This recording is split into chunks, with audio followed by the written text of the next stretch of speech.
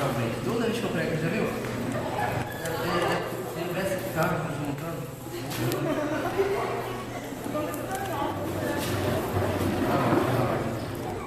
Melhorou.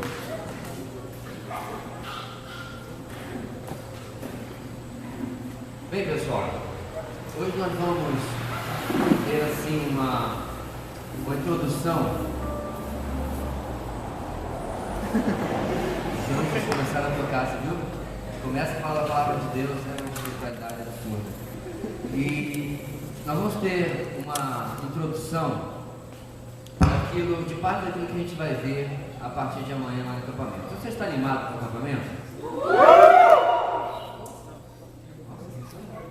Coral? E o tema que a gente colocou na mensagem de hoje é o seguinte: 3 ultimatos, a mesma decisão. Você sabe o que é um ultimato? Ultimato é quando alguém vira para você dizendo assim: é agora ou nunca. Ou é tudo ou nada. É aquela palavra que alguém dá para você dizendo ou exigindo de você uma decisão, dizendo para você: olha, não dá mais para esperar, tem que ser agora. Alguns de vocês, alguns meses atrás, teve que responder esse ultimato quando você se inscreveu para o vestibular de mês que vem. Não tinha mais como enrolar, tinha que tomar uma decisão, na verdade. Você tinha que fazer a sua inscrição, você não podia se inscrever lá assim, não, põe aí para qualquer coisa, não tinha essa opção, você tinha que escolher algo. Então essas decisões, elas pontilham a nossa vida. Muitas vezes você tem que tomar uma decisão de se afastar de determinada pessoa ou circunstância porque está lhe fazendo mal. Às vezes você tem que tomar uma decisão sobre parar o hábito, algo que você vem fazendo porque está lhe prejudicando, ou começar a fazer alguma coisa. Claro que vocês não estão nessa fase ainda, mas pessoal com mais idade, não eu, né? Pessoal com mais idade tem que começar às vezes a deixar de comer carne vermelha. Alguns que têm esses hábitos que nós não temos, tem que deixar de fumar ou de beber, porque a sua saúde está comprometida. Ou seja, receber um ultimato, às vezes do médico, né? É engraçado, às vezes o médico, quando só tem que parar de fumar, está fazendo mal desgraçado para o senhor aí, mas ele está fumando na sua frente. Então essas situações acontecem na vida das pessoas de ter que tomar uma decisão porque recebeu um ultimato. Então, pensando nisso, lembrei de 3 ocasiões na palavra de Deus onde esse ultimato é dado para que as pessoas tomem uma decisão. Nós vamos ver isso essa noite. Então eu queria pedir que você abrisse a sua Bíblia nesses textos e fosse acompanhando. Nós vamos começar em 1 Reis, capítulo 18, versículo 21, é o versículo central dessa experiência na vida do profeta Elias, que eu tenho certeza que você conhece tão bem, porque já ouviu essa história diversas vezes. Primeiro livro dos Reis, capítulo 18. O que está acontecendo aqui? Para a gente não ler, são 3 textos, para a gente não ler tudo que está aqui, consumir um grande tempo da nossa noite, vamos relembrar que esse aqui é o texto quando Elias, no reinado de Acabe, o rei que, desculpa o trocadilho, acabou com o reino de Israel, com a sua idolatria e ter casado com uma mulher estrangeira. Qual era o nome dessa mulher? Eu me lembro? Jezabel. E Jezabel trouxe para o povo de Israel o culto a Baal e a Astarote. E como você bem sabe, Deus não lida bem com a idolatria. Ele realmente não gosta quando ele é trocado, quando a atenção e a glória dele é dividida com outros deuses. Então isso estava acontecendo com o povo de Israel e Deus estava extremamente incomodado e mandou o seu profeta para confrontar o rei Acabe, Jezabel também, e os muitos profetas, falsos profetas de Baal e de Astarote. Então no capítulo 18, no versículo 21, depois de ter convocado o povo lá no Monte Carmelo para uma resolução final, para um ultimato, no versículo 21, Elias se vira para eles e diz: Elias dirigiu o seu povo e disse: até quando vocês vão oscilar para um lado e para o outro? Se o Senhor é Deus, sigam-no, mas se Baal é Deus, sigam-no. Numa versão antiga, você tem esse versículo da seguinte forma: até quando vocês cochearão.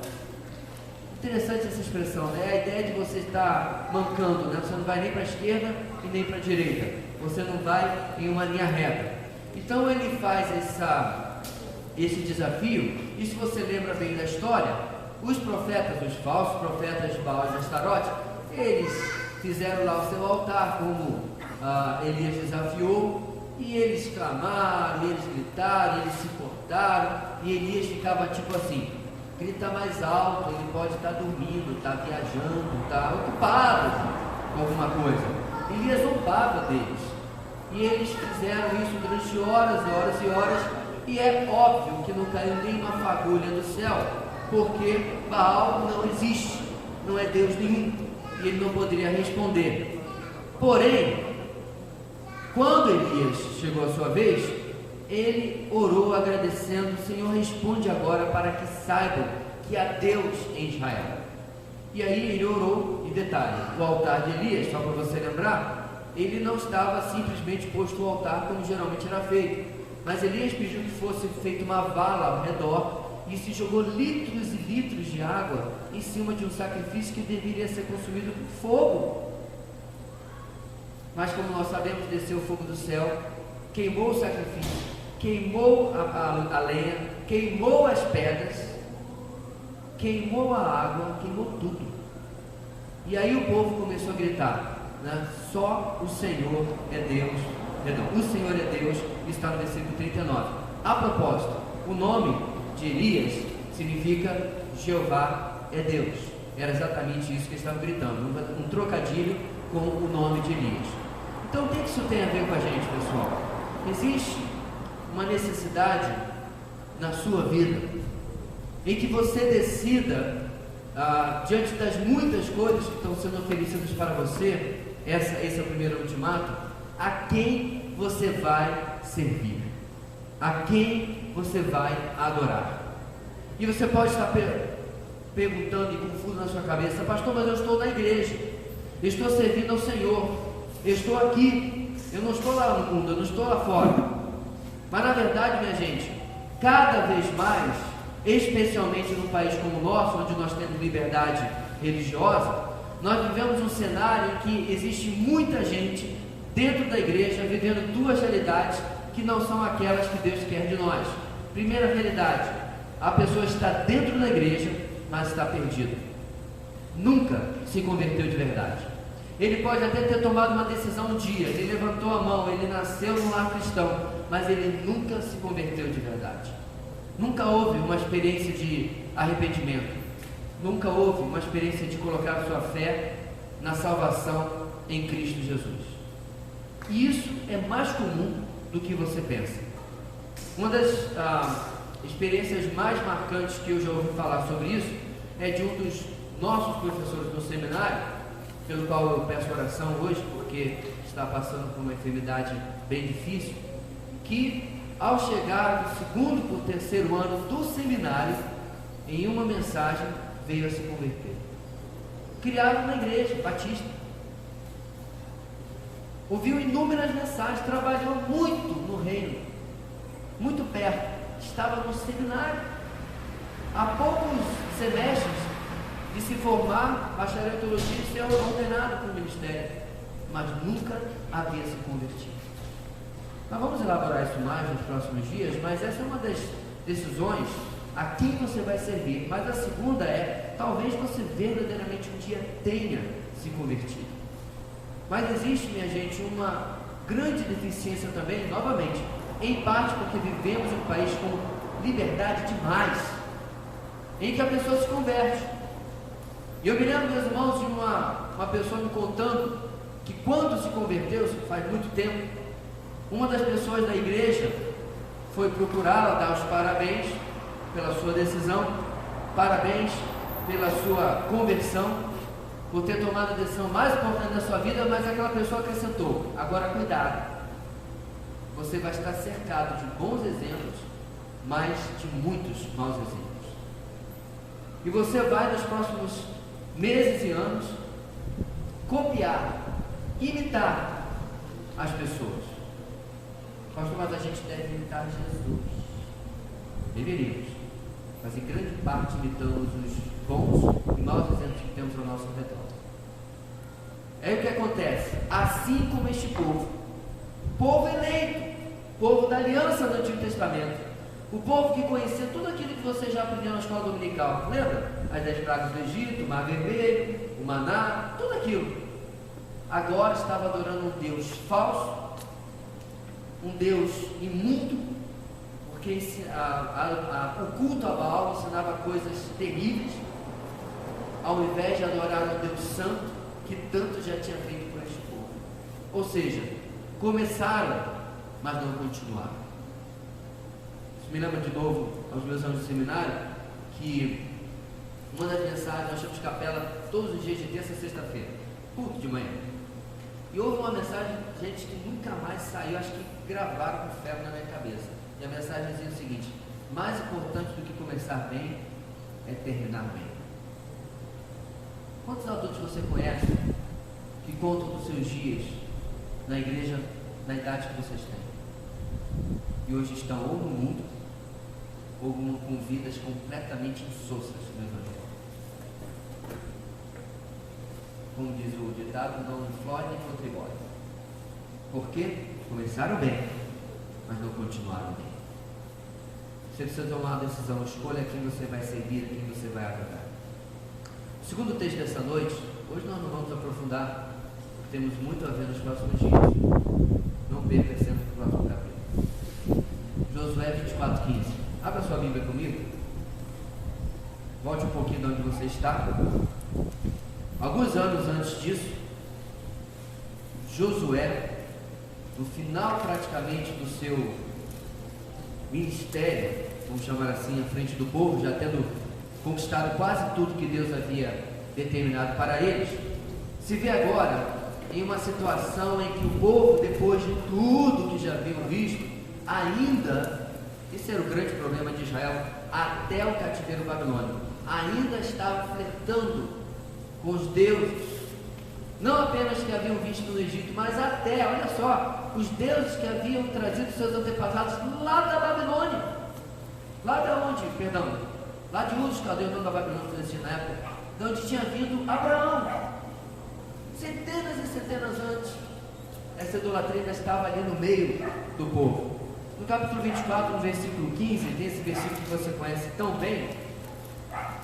Vamos ler o versículo 14 também. Agora temam o Senhor e sirvam-no com integridade e fidelidade. Joguem fora os deuses que os seus antepassados adoraram, além do Eufrates, lá em Ur dos Caldeus, e no Egito, e sirvam ao Senhor. Se porém não lhes agradar servir ao Senhor, escolham hoje a quem irão servir, se aos deuses que os seus antepassados serviram, além do Eufrates, ou aos deuses dos amorreus, em cuja terra vocês estão vivendo. Aí agora vem a frase conhecida: mas eu e a minha família serviremos ao Senhor. Ou eu e a minha casa, como diz a versão atualizada.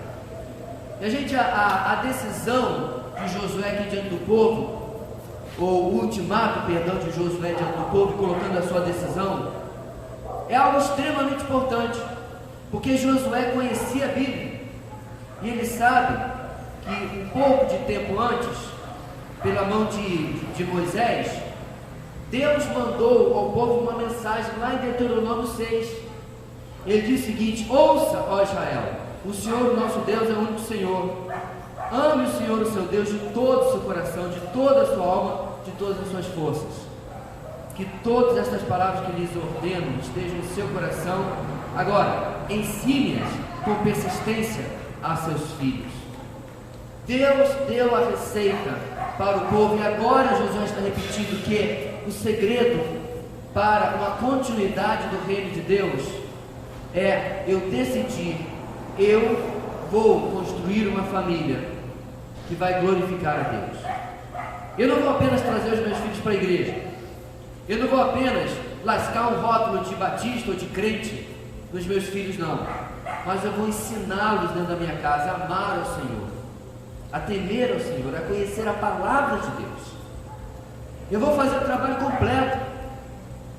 Não vai ser meia boca, não vai ser meia sola, mas vai ser algo em que eu vou experimentar, pela graça de Deus, é claro, a transformação na vida dos meus filhos. Pastor, acho que o senhor veio pregar no lugar errado. A reunião de casais vai ser na semana que vem.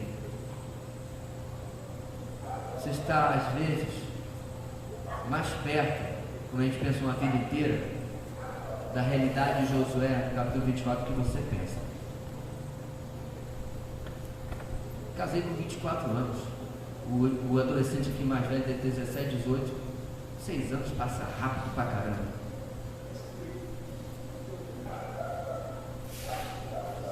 Está mais perto ainda, né? 4 anos, 5 anos, passa rápido pra caramba. 2, 3 anos depois eu estava aprendendo a trocar fralda, no que eu fiquei muito bom. Obrigado.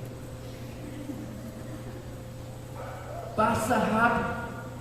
Mas você acha que Josué tomou essa decisão agora? Josué já é idoso. Josué não tomou essa decisão no capítulo 24 de Josué, não. Essa decisão é uma decisão que ele vinha acompanhando há muito tempo. E isso é tão importante, irmãos, que o salmista registra o seguinte, inclusive o Vencedores por Cristo, aquele grupo que vocês não lembram, porque é lá na década de 80 e 90, ele transformou esse versículo em música. É tão interessante que quando a gente canta a palavra de Deus, a gente decora a palavra de Deus. O que ouvimos e aprendemos, o que nos contaram os nossos pais, não esconderemos aos nossos filhos. Contaremos à vindoura, à próxima geração, os louvores do Senhor e o seu poder e as maravilhas que fez. Se Israel tivesse entendido esse versículozinho, o cativeiro babilônico, 70 anos lá, não teria acontecido. O cativeiro assírio, da onde eles nunca voltaram, o reino do norte, nunca teria acontecido. A história da redenção seria completamente diferente. Pessoal, aonde você estará daqui a 10, 15, 20 anos? Porque a segunda decisão é o seguinte: escolha a quem a sua família irá servir. E essa é uma decisão que você toma hoje, com os princípios que você vai adotar. Porque os princípios que você adotar na sua vida, a gente vai conversar isso mais à frente nos próximos dias, já vai eliminar um monte de candidato. Porque se você está escolhendo candidato pelo tamanho do braço, a cor dos olhos ou a grossura da cintura, nem vá no acampamento, porque você não vai gostar do que você vai ouvir.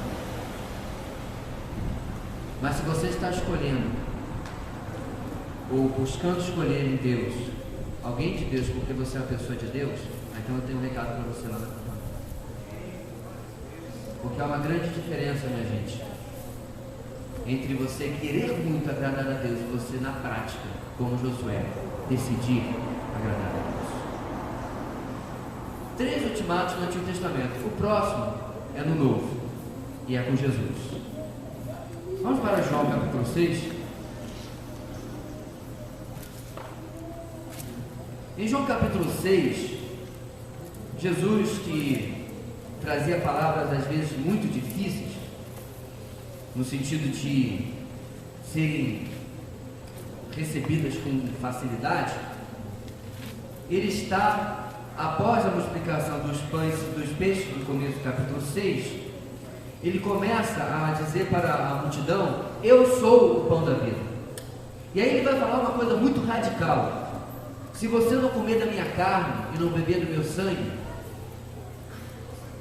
E o povo não entendeu, o povo não compreendeu. Peraí, cara, ele está falando sobre canibalismo, o que ele está falando? Comer da carne dele, beber do sangue dele? Claro que Jesus não estava falando de forma literal. Mas quando você está cego por causa do pecado, você não entende a palavra de Deus. E aí, diante desse discurso tão duro, muita gente vai embora. E muita gente vai embora também, sabe por quê? Porque Jesus diz: vocês estão me seguindo porque vocês comeram dos pães e dos peixes. Ou seja, vocês estão atrás da bênção e não do abençoador. Jesus sabia exatamente o que estava no coração daquela multidão inteira. Isso é uma coisa interessante para você observar hoje. Não temos uma grande multidão hoje, não temos uma um pouco maior no acampamento. Mas não ache que Jesus não está enxergando que exatamente está no seu coração qual o objetivo que você veio tanto nesta noite como você irá para o acampamento. Ele sabe exatamente, de cor salteado, de frente para trás, de dentro para fora, exatamente o que está acontecendo no seu coração. E ele, sabendo disso, dá essa palavra tão dura para o povo. Então, no versículo 67, já no finalzinho do capítulo, ele se vira para os seus discípulos. Aliás, vamos voltar um pouquinho para entender o contexto. Versículo 65, ele se vira e diz o seguinte, e prosseguiu: é por isso que eu lhes disse que ninguém pode vir a mim, a não ser que isto lhe seja dado pelo Pai. Daquela hora em diante, muitos dos seus discípulos voltaram atrás e deixaram de segui-lo. Jesus perguntou aos 12: vocês também querem ir? Simão Pedro lhe respondeu: Senhor, para quem iremos? Tu tens as palavras de vida eterna. Nós cremos e sabemos que és o Santo de Deus. A terceira decisão, a decisão diante do terceiro ultimato, desculpa, é o seguinte: escolha ter uma vida centrada em Cristo. Escolha ter uma vida centrada em Cristo, uma vida cristocêntrica. Pastor, estou na igreja, já tenho vida cristocêntrica. Será? Essas pessoas estavam seguindo e andando com Jesus, não só no domingo, não só no culto, só na reunião da Ubaé. Tinha vezes que Jesus tinha que ir para o monte para orar, não é porque lá tem poder, não, é para poder ficar sozinho. O pessoal de hoje em dia que interpreta tudo errado, tem que ir para o monte. Jesus para o monte, eu vou para o monte também. O problema é que para pegar um monte aqui na nossa região tem que viajar, né? Lá para a serra, a raposa só vai achar um monte. Não, Jesus ia porque não conseguia ficar sozinho, porque as multidões, as pessoas estavam atrás dele o tempo todo. Então não é isso que ele estava se referindo, não é estar perto das coisas de Deus, mas ter como centro da sua vida aquilo que é o centro da vida de Jesus. Nós vamos detalhar e explorar isso mais. Mas no texto que nós lemos, no versículo 65, Jesus já deixa claro que ninguém pode experimentar a abertura da visão espiritual que nós mencionamos. Por isso, muitos não entendiam o que ele estava falando sobre comer da sua carne e beber do seu sangue, porque eles não tinham sido tocados pelo Pai. Versículo 65 diz: por isso ele diz que ninguém pode vir a mim, a não ser que isso lhe seja dado pelo Pai. Ou seja, meu querido, se você quer ouvir algo realmente que vai mexer com você nos próximos dias, é a Deus que você tem que pedir. Deus, eu vou entrar naquele ônibus amanhã, assim como eu vim aqui hoje, porque eu quero ouvir algo especial do Senhor na minha vida. Quer que você diga amém, que levante a mão não, mas isso é realmente o seu desejo? Você vai estar mais interessado na diversão, nenhum problema com ela. Está mais interessado no banho, nenhum problema com isso. Você realmente tem um propósito quando você vai para um evento como este, de ouvir Deus, de ser mexido por Deus, de sair diferente, porque essa multidão recebeu a bênção do pão e do peixe. Eles receberam o entretenimento que eles queriam, mas saíram alimentados, porém iguaizinhos de resto do que eles chegaram ali, porque não foram tocados por Deus. E além de tocados por Deus, o próximo versículo diz: daquela hora em diante, muitos dos seus discípulos voltaram atrás e deixaram de seguir. Deixa eu fazer uma pergunta muito sincera para você. Se eu lhe dissesse agora que era tudo brincadeirinha, que não vai ter trilha, que não vai ter futebol, que não vai ter gincana, que o banho vai ser isolado por fita, aquela fita amarela, sendo de crime, sabe? Você iria amanhã? Sincero possível.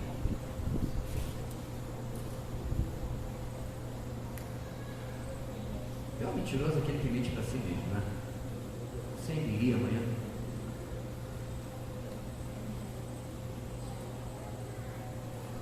Não tem luau. Não tem nada a não ser Deus. A W. Tozer dizia que está cada vez mais difícil atrair as pessoas para um lugar onde o único atrativo seja Deus. Você é uma dessas pessoas? Você é uma das pessoas que pergunta: o que vai ter lá? Porque a palavra, a presença de Deus, a oportunidade de ser mexido por Deus, não é suficiente. Se não tiver pão e peixe, eu não quero. E aí ele se vira para os seus discípulos. Jesus era assim, não adulava, não passava a mão, ele não ficava fazendo festinha na igreja dele para atrair as pessoas, ele não ficava fazendo glacê na igreja para atrair as pessoas. Quer, fica, não quer, vai. É o que está aqui. Ele vira para eles dizendo: vocês querem ir também? Se tivesse uma Bíblia na versão de hoje, com ditos populares seriam: porta da rua, serventia da casa. Pedro se vira para os discípulos e diz essa frase que a gente conhece tão bem: Senhor, para quem iremos nós? Qual é a nossa alternativa? Tu tens as palavras de vida eterna. Queridos, a vida vitoriosa que você espera ter não é possível se você não tiver uma vida cristocêntrica, uma vida centrada nas palavras de Cristo, uma vida centrada na cruz de Cristo, uma vida centrada no Evangelho de Cristo. Todo o resto é glacê, não importa, foi adicionado, não é igreja, e não é isso que manterá você firme. Eu vejo, meus irmãos, que cada vez mais as igrejas estão inventando moda, como dizia a minha falecida e glorificada avó, porque as pessoas da nossa geração estão cada vez menos atraídas pela simples exposição da maravilhosa palavra de Deus. Há 500 anos atrás, na verdade, muito tempo antes, uma igreja com sede lá em Roma, que eu não vou dizer o nome, mas começa com C e termina com católico, privou o povo da palavra de Deus, privou o povo de ter uma vida cristocêntrica, tirando as escrituras do povo. Satanás, como não é burro, ele pode ser tudo, mas burro ele não é. Ele nunca repetiria a mesma estratégia, especialmente no mundo democrático e politicamente correto como nós vivemos, não é verdade? Mas sabe o que ele faz hoje? Ele está se esforçando para ser uma geração que até tem a Bíblia, mas não a conhece. Não pode obedecê-la porque não sabe o que ela diz. Não pode vivê-la porque não conhece os ensinamentos. E aí nós temos que atrair as pessoas do jeito que dá, do jeito que temos, com aquilo que conhecemos. 3 ultimatos que a palavra de Deus nos dá. É sobre isso que nós vamos falar nesses dias. Escolha quem você vai servir. Escolha quem sua família irá servir. Escolha ter uma vida cristocêntrica.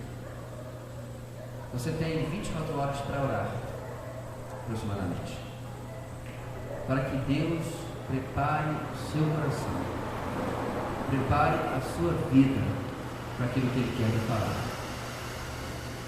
Eu queria convidar você a orar também para aqueles que não estão aqui, hoje não puderam vir, mas que estarão amanhã.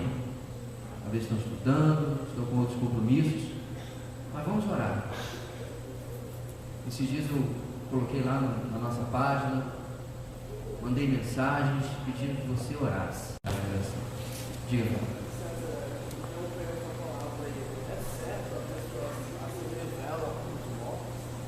A gente pode falar daqui a pouquinho sobre isso. Vamos orar pelo acampamento? Que você fechasse seus olhos e orasse agora, em nome de Jesus. Que você orasse primeiro por você, para que Deus começasse a obra na sua vida.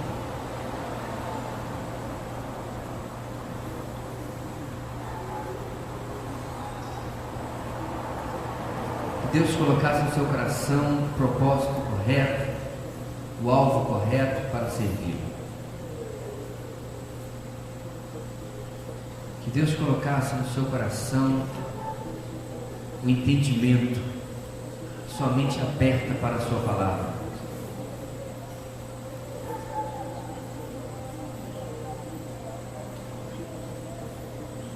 Ore pelos demais irmãos, amigos, talvez até convidados que serão chamados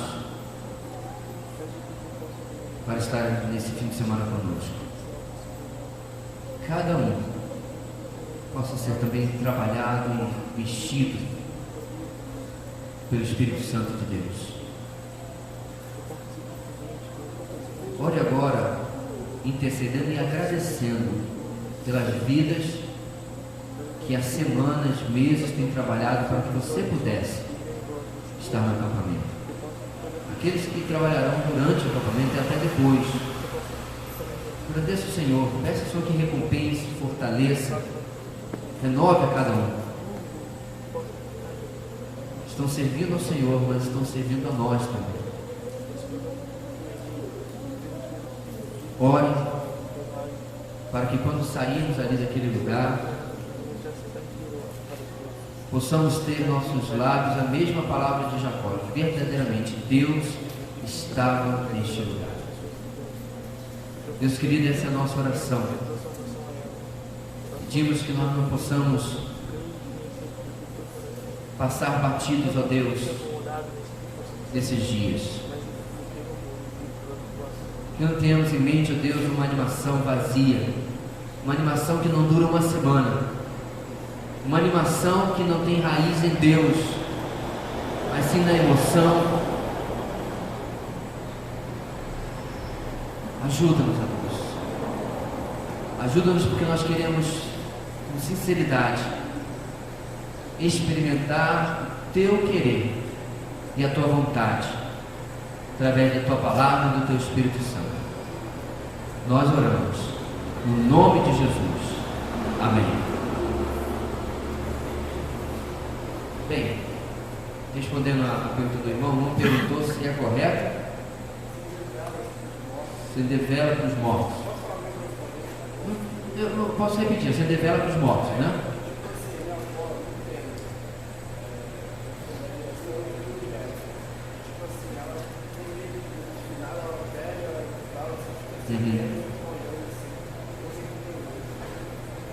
Então, o irmão está explicando que ele é o único evangélico na sua família, né? A sua avó tem esse costume de acender vela. Isso é mais uma coisa, como eu mencionei, pessoal, hoje é dia da Reforma Protestante, 496 anos que o monge agostiniano Lutero pregou as 95 teses numa catedral, acusando a Igreja Católica de todas as suas heresias, né?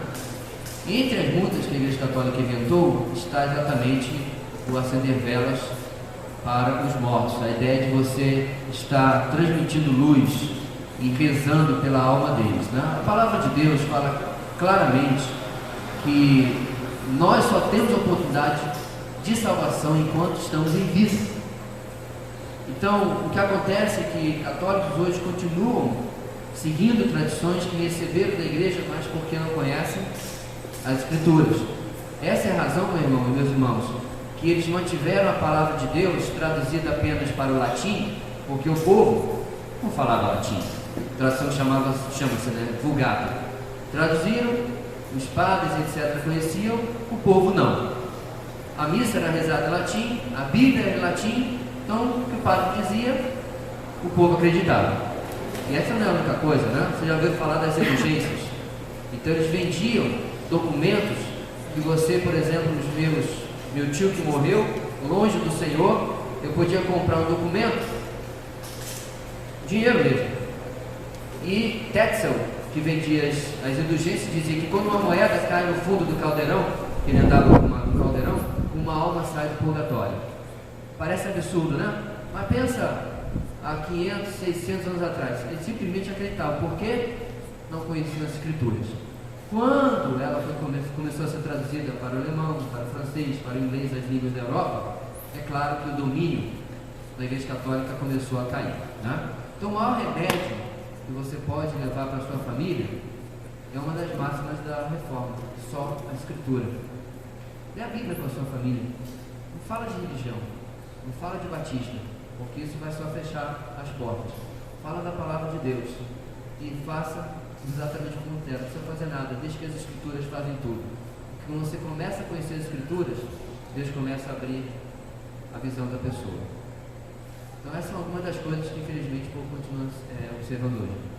Lise, meus irmãos, muito obrigado. Amanhã nos vemos, que Deus nos abençoe grandemente.